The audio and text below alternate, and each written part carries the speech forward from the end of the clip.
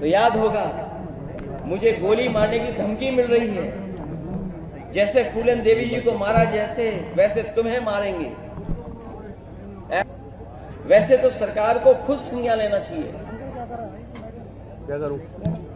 लेकिन अगर हमारी पार्टी के लोग शिकायत भी करने जा रहे हैं तो उस पर एफआईआर दर्ज नहीं हो रही है। बीजेपी के लोग कुछ भी लिख सकते हैं, उन पे एफआईआर नहीं होगी, कड़ी कार्रवाई नहीं होगी। और अगर एफआईआर हो भी जाएगी तो कार्रवाई नहीं होगी।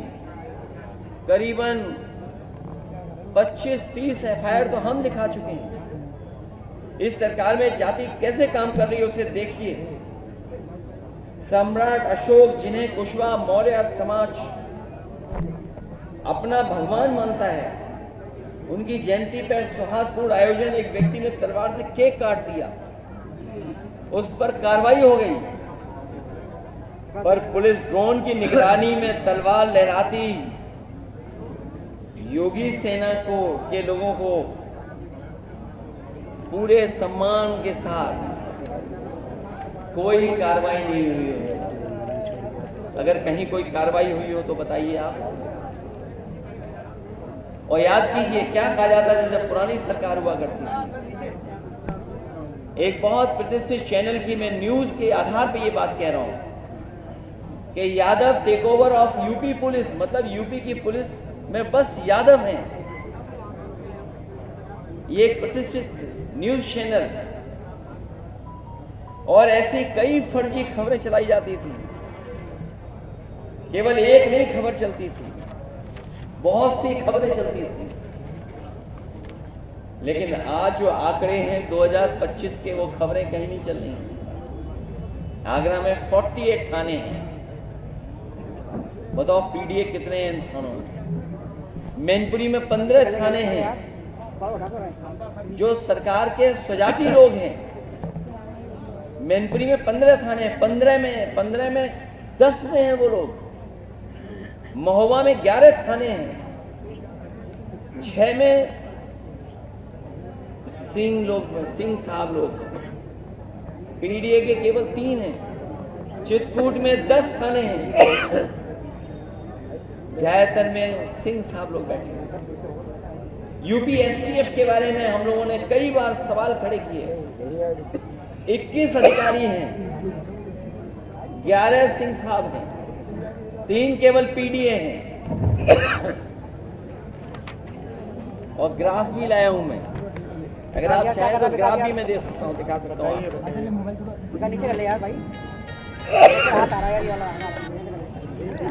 अगर आप चाहोगे तो मैं ग्राफ भी दिखा सकता हूं।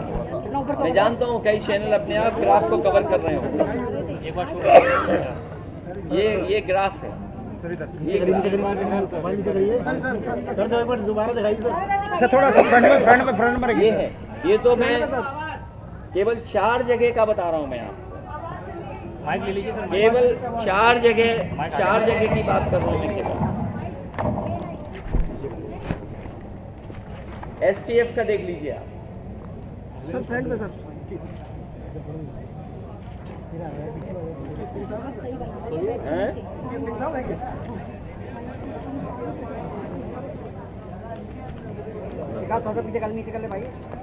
इसलिए मैं कहना चाहता हूं, जो बात मैंने पहले कही मैं फिर कहता हूं,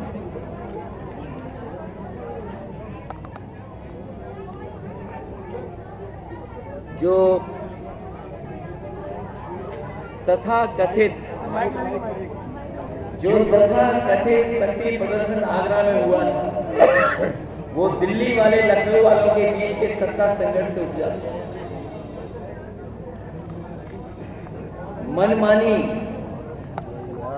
की मनसबदारी का दौर अब नहीं चलेगा, क्योंकि अब बाबा साहब भीमराव अंबेडकर जी का संविधान है।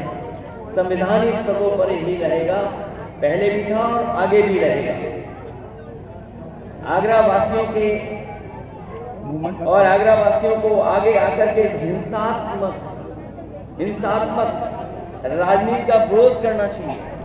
हम लोग तो विरोध कर ही रहे हैं, लेकिन आपके माध्यम से मैं आगरा वासियों से भी अपील करूंगा कि इस हिंसात्मक राजनीति का विरोध करना चाहिए, क्योंकि अगर आगरा का अमन चैन बिगड़ा और दुनिया भर में इसकी चर्चा हुई तो अंतर्राष्ट्रीय स्तर पर आगरा की छवि खराब होगी और पर्यटक यहां आने से कतराएंगे, जिसका सीधा असर आगरा के लोगों के काम कारोबार पर पड़ेगा और स्थानीय अर्थव्यवस्था बुरी तरह प्रभावित रहेगी।